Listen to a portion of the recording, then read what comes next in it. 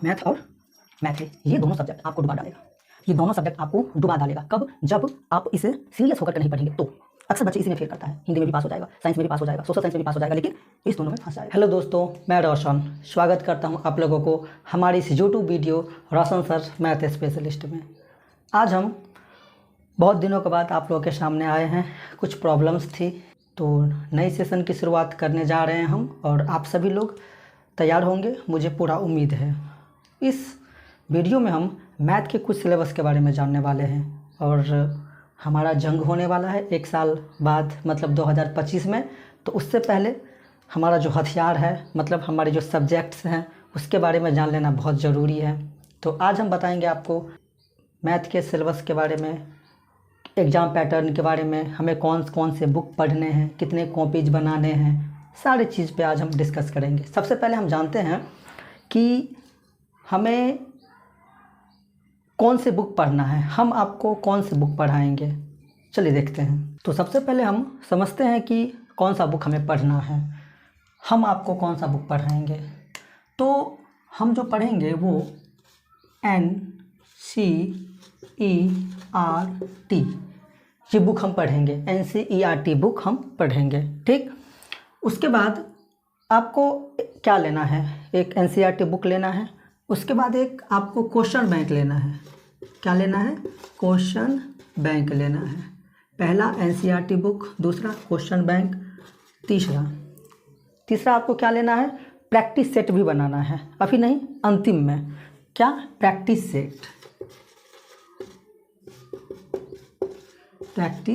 Set आपको बनाना है। सबसे पहले हम क्या करेंगे? NCERT बुक पढ़ेंगे, एक एक क्वेश्चन पढ़ेंगे, एक एक कंसेप्ट को जानेंगे, ठीक। और इस NCERT का एक भी एग्जाम्पल नहीं छोड़ने वाले हैं, पूरे एग्जाम्पल भी पढ़ेंगे, चैप्टर बाय चैप्टर जो भी उसका एग्जाम्पल होगा पहले वो पढ़ेंगे, फिर हम क्या करेंगे? क्वेश्चन पढ़ेंगे, क्वेश्चन बैंक को भी हम सॉल्व करवाएंगे, लेकिन अंतिम में इसको ख़त्म करने के बाद प्रैक्टिस सेट भी हम करवाएंगे, लेकिन अंतिम में सब कुछ। सबसे पहले आपको NCERT बुक ले लेना है, मार्केट में जाकर किसी भी स्टेशनरी के दुकान पे मिल जाएगा। क्वेश्चन बैंक आ जाए तो ले लेना है, अभी नहीं लेना है। प्रैक्टिस सेट अंतिम में हमें प्रैक्टिस करवाएंगे हम आपको, और आपको भी खुद से करना है, ठीक।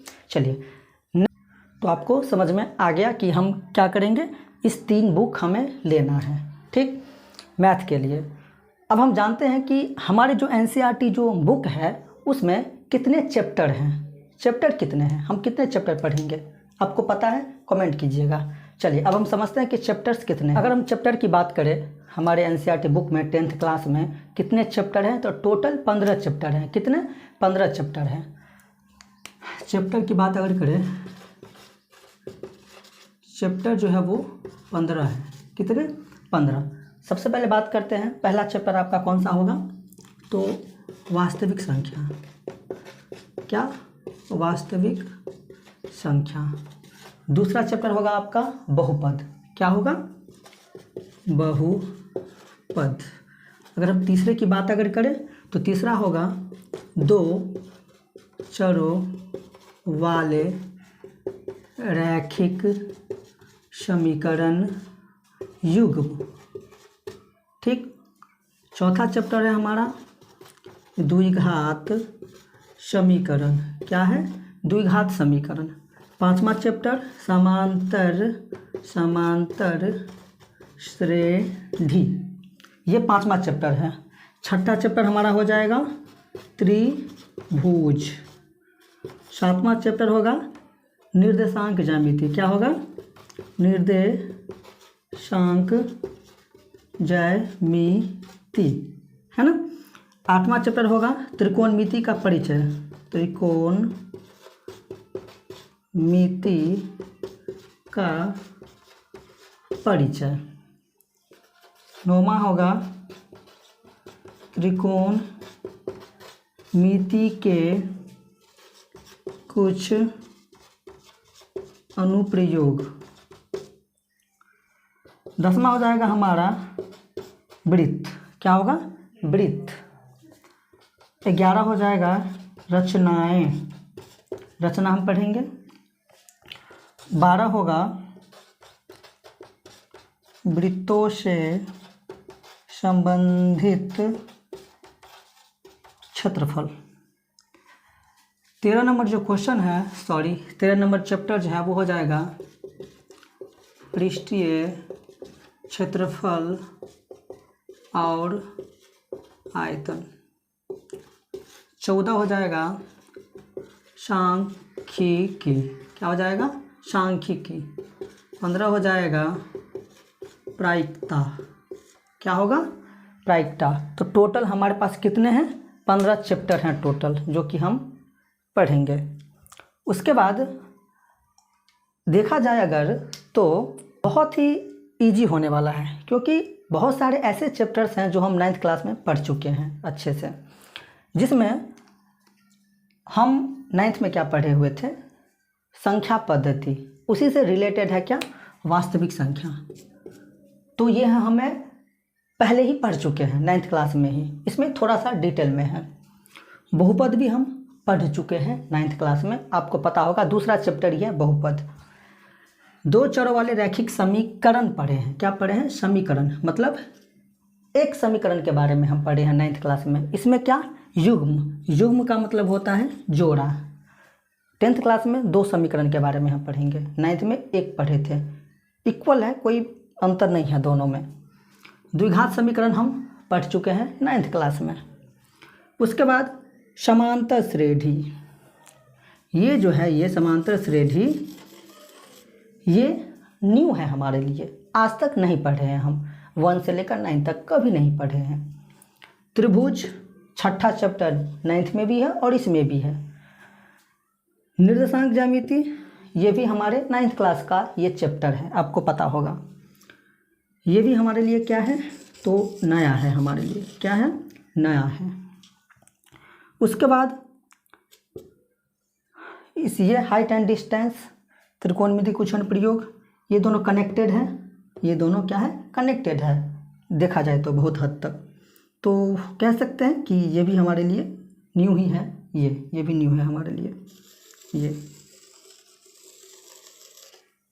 वृत्त हम पढ़ चुके हैं 9th क्लास में। रचनाएं भी हम पढ़ चुके हैं। वृत्तों से संबंधित क्षेत्रफल भी हम पढ़ चुके हैं। पृष्ठीय क्षेत्रफल और आयतन भी हम 9th क्लास में पढ़ चुके हैं। उसके बाद सांख्यिकी भी पढ़ चुके हैं और प्रायिकता भी पढ़ चुके हैं। तो क्या है आपके लिए नया? कुछ भी नहीं है।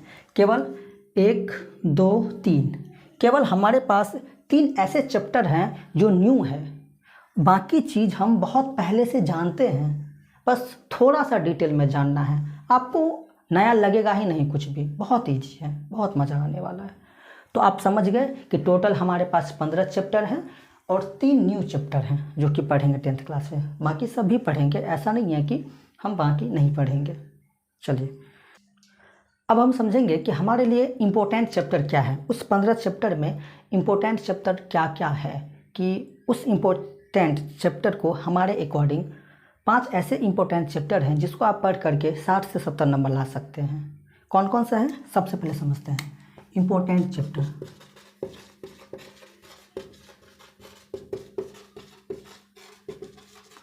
क्या क्या है इम्पोर्टेंट चैप्टर? सबसे पहला चैप्टर एक इम्पोर्टेंट हो गया, वास्तविक संख्या। दूसरा हो जाएगा 5वां चैप्टर समांतर श्रेणी। तीसरा चैप्टर जो है हमारा वो हो जाएगा 7वां। उसके बाद जो है वो 8वां, 14। तो टोटल 1, 2, 3, 4, 5 ऐसे चैप्टर हैं जिसको आप पढ़ करके 60 से 70 नंबर ला सकते हैं। वास्तविक संख्या, समांतर श्रेणी, निर्देशांक ज्यामिति, त्रिकोणमिति और फिर सांख्यिकी, इसको पढ़ करके। और ऐसा भी नहीं है कि सिर्फ 5 ही चैप्टर पढ़ेंगे, हमें 15 चैप्टर पढ़ना है। एक एक क्वेश्चन को टच करना है, एक एक एग्जाम्पल को टच करना है। लेकिन अगर इस पे भी ध्यान देते हैं तो हम अच्छा खासा नंबर ला सकते हैं। चलिए अब हम समझते हैं कि हमें कितने कॉपीज बनाने होंगे, हमें कितने कॉपी बनाने पड़ेंगे मैथ के लिए। चलिए देखते हैं।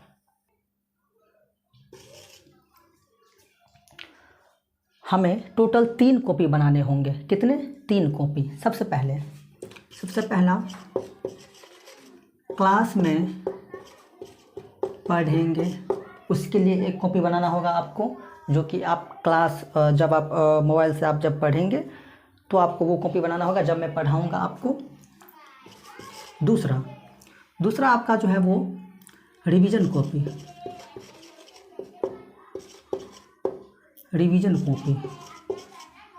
है ना। तीसरा जो है वो आपका फेयर कॉपी। तो 3 कॉपी आपको बनाने होंगे। सबसे पहले जो आप क्लास में पढ़ोगे, जो मैं पढ़ाऊँगा वो, दूसरा आप उसको घर पर जाकर हर क्वेश्चन को 2 या 3 बार आप बनाओगे रिवीजन के लिए। तीसरा जो है वो फेयर कॉपी, खुद का नोट्स बनाना है। खुद के नोट्स सबसे बेहतर नोट्स होते हैं, ना कि कहीं से परचेज करना है। कहीं से भी आप पढ़ें, खुद का नोट्स बनाएं। ठीक, चलिए अब हम समझेंगे कि एग्ज़ाम पैटर्न आपका क्या होने वाला है 2025 में।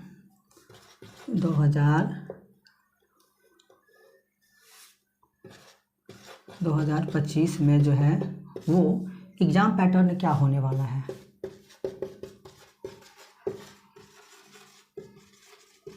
एग्ज़ाम पैटर्न आपका क्या होने वाला है 2025 में। तो आपको पता होगा कि टोटल 100 नंबर के पूछे जाते हैं। कितने? 100 नंबर के पूछे जाते हैं, जिसमें 50 ऑब्जेक्टिव होता है और 50 सब्जेक्टिव होता है। 50 ऑब्जेक्टिव और 50 सब्जेक्टिव होता है। ठीक, इस ऑब्जेक्टिव जो है वो 100 नंबर का पूछता है। कितने? 100। और 100 में से आपको 50 बनाना होता है। ठीक, दूसरी बात अगर हम करें तो इसमें जो है वो ये जो 50 नंबर है उसमें 2 अंकीय प्रश्न पूछते हैं। कितना? तो 30। कितना होता है? 30 में आपको 15 बनाना होता है। 30 में आपको 15 बनाना होता है, 2 अंक के प्रश्न। उसके बाद 5 अंकीय प्रश्न। कितना? तो 8 में 4 आपको बनाना होता है। तो टोटल 100 हो जाएगा आराम से, क्योंकि 100 में आपको 50 ये बनाना है। उसके बाद 50 जो सब्जेक्टिव बचता है उसमें 2 अंक के प्रश्न जो हैं वो 30 में 15 आपको बनाना है।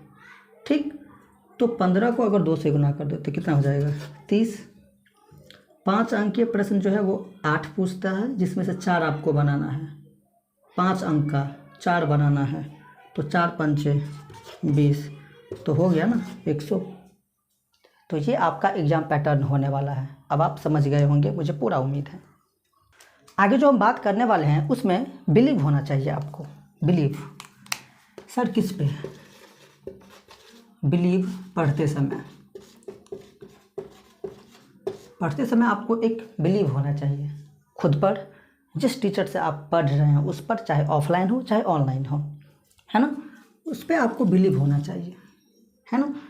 हमें क्या करना है सबसे पहले कि अक्सर क्या करते हैं बच्चे कि स्टार्टिंग के 2 महीने और लास्ट के 2 महीने मस्ती में वो पढ़ेगा, अंधाधुन पढ़ेगा, बीच में मस्ती करेगा, उसी में रिजल्ट भी आ जाता है। पर आपको ऐसा नहीं करना है। आपको क्या करना है? सबसे पहले हमें क्या करना है? लगातार पढ़ना होगा। हमें क्या करना होगा? लगातार पढ़ना होगा।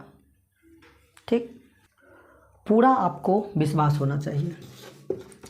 पूरा विश्वास होना किस पर सर?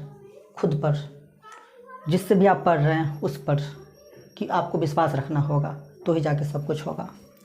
तीसरी बात करें अगर हम, सेल्फ स्टडी।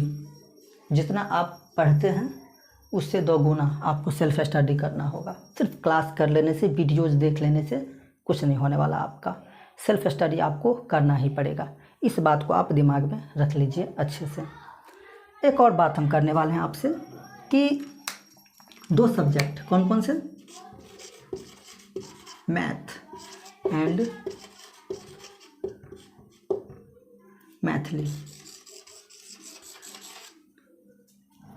मैथ और मैथिली, ये दोनों सब्जेक्ट आपको डुबा डालेगा। ये दोनों सब्जेक्ट आपको डुबा डालेगा। कब? जब आप इसे सीरियस होकर के नहीं पढ़ेंगे तो।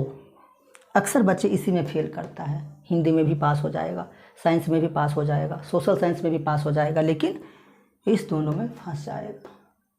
आपको सीरियस होकर पढ़ना है। हमारे पास अभी बहुत समय है, बहुत समय है हमारे पास, इसीलिए आपको सही से पढ़ना होगा।